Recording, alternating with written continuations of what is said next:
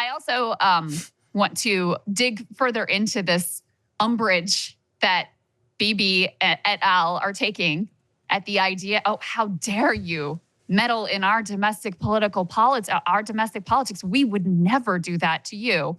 Let's take a listen to, this is an Israeli government spokesperson, Tal Heinrich, making that case to Newsmax. Let's take a listen to what she has to say. I'll address what Schumer said there, these statements. You know, Israel is a sovereign country. We're a democracy. This concept where the citizens choose who leads them, the government. And right now, in case someone hasn't noticed, we have a unity government in place. We don't intervene in American politics, and we expect to be treated with the same respect. The unity government and the war cabinet that we have in place right now, and the prime minister who leads them, really represent what the overwhelming majority of Israelis want to see, and that is a total victory over Hamas. We want to see all hostages back home. We want to see the elimination of this terrorist organization. We want to make sure that Gaza will never, ever pose a terror threat to us again. You remember very well that right after 9/11, when Osama bin Laden and radical Islamists attacked the United States, the civilized world closed ranks and rallied behind the United States. Right. And President George W. Bush back then, he said, it's either you're with us or you're with the terrorists. 20 years later, we asked the same question. I love how she cites that favorably as an example. Right. Like, you know, like, we didn't say you should have new elections. Well, maybe you should have. Maybe you should have said, well, what you're doing is insane. Yeah, you're right. I mean, by the way, Bibi was a staunch advocate of the war in Iraq. A lot of people forget that. He testified before Congress about how we would be greeted as liberators and all of that. Of course, because he wants to get us involved in the region, he wanted us to fight Iran on their behalf. So he's always thinking like 15 steps ahead. Yeah, the idea that these people don't meddle on our elections is insane. This is what always drives me crazy about the Israel exception. You know, I know a lot of people who have worked, or let's just say come into contact with the U.S. intelligence agencies. And what they are always briefed on is they're like, listen, in terms of counterintelligence threats, the #1 most sophisticated spy agency in Washington is the Mossad. But they never say it publicly. They're always warned. They're like, hey, you know, pretty girls approaching you in bars and all that. It's not just a Russian phenomenon. It's not just a Chinese phenomenon. It's an Israeli phenomenon. In terms of being spied on, in terms of spyware, we know about Pegasus. We know about Mossad infiltration into our own government. Don't forget and look past that entire Jonathan Pollard incident. But the problem I always find is, you know, we have a huge intelligence penetration in this country of, let's say, Chinese assets, Russian assets, and these are front page news. I mean, recently there were multiple incidents of Chinese spies that were working on their behalf, either in AI companies, U.S. military. But then whenever it comes to people who are Israeli spies, we had that man, Jonathan Pollard, who several presidents considered pardoning because of pressure from the Israeli government. And then after he was released from prison, he's greeted like a hero in Israel. And nobody in America, you know, says anything, even though in terms of the crime, it's exactly the same. So the idea that they don't spy on us, that they don't infiltrate us, that they don't meddle in our politics is ludicrous. None of this is anti-Semitic. It is just an acknowledgement of reality. You could say it about any other country that has this amount of foreign influence. And yet, you know, they try and use that exception and their kind of policing of rhetoric to quash a lot of what we're talking about here, Krystal, and to pass, you know, things like those BDS legislations or anti-Semitism definitions in the state of South Dakota. I don't believe we ever put that in the show because we had so much going on. I mean, that's a perfect example of like when their ambassadors are literally campaigning at a state-by-state level for BDS legislation, which is infringing on the speech of U.S. citizens. How can you not call that meddling in our politics? Imagine if we were going to some Israeli prefecture, I don't know what they call it down there, but state, province, whatever, and we were like trying to advocate for local legislation. They would lose it. And you know, we should too. Yeah.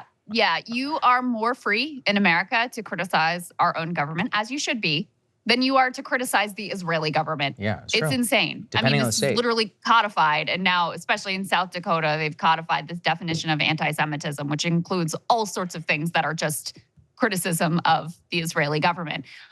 So a Twitter user put together some of the examples of Israel influence in American politics. We can put these up on the screen. This is Asal Rod who pulled these together. She says, quote, "We don't intervene in American politics." And here are the headlines, quote, "Republicans invite Netanyahu to address Congress as part of spurning of Obama.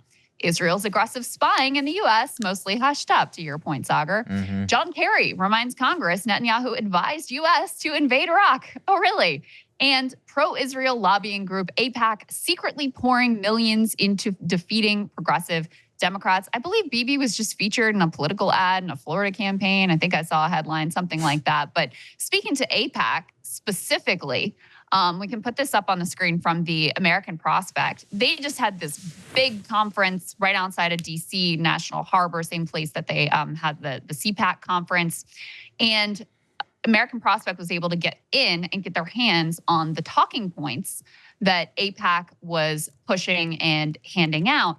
And, you know, it's pretty astonishing. So first of all, there were massive attendance from high-level American political officials, along with Bibi Netanyahu himself and Israeli ambassador to the U.S., Michael Herzog. According to a speaker list, the entire Democratic and Republican leadership in Congress all delivered remarks, including Chuck Schumer, Mitch McConnell, Hakeem Jeffries, Mike Johnson, John Fetterman, and Tim Burchett.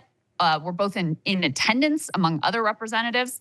They go on to say the documents reveal AIPAC's legislative strategy and the talking points that will use to support an unconditional $14 billion military funding package that has thus far been held up. They also include numerous positions on aspects of the U.S. response to the war that have not previously been made public, from abolishing the United Nations Relief and Works Agency for Palestine Refugees in the Near East, that's UNRWA, to opposing recent restrictions imposed by the Biden administration on Israeli settlers. No mention of a two-state solution, surprise, surprise. They also touted their prowess to members as dollar for dollar the largest contributor to candidates in the 2022 midterm elections. In fact, I think, Saagar, that they cited some of Ryan Grimm's critical reporting of them to prove just how impactful and influential they have been in these election cycles, which I think is pretty undeniable. Wow. And they also had a list of lies for people to spread about what's unfolding on the ground in Gaza. In particular, they told members of Congress that, quote, Israel is not blocking the delivery of aid to Gaza, out and out lie, and that reports that people are starving in Gaza are false. We've all seen the pictures. And we know that our own government has resorted to these like ridiculous, inadequate boondoggles of dropping aid, which, by the way, killed some Palestinian civilians, and building this temporary port pier situation. Ridiculous, expensive, boondoggles that are going to take, that's going to take a while to even come into play. Why? Because Israel won't just let in the hundreds of aid trucks that are massed at its border. So that's a little bit of what the Israel lobby is up to here, just outside of our nation's capital. Yeah, it's genuinely amusing for them to claim that they don't meddle in other people's politics when, as I said, they are one of the biggest meddlers in our own politics. And but I mean, look, you have to give it to them. It does work, and they still have the ability to compel all of those bipartisan politicians to come to their summit. I definitely think, of course, in the long run, I think that their standing in the U.S.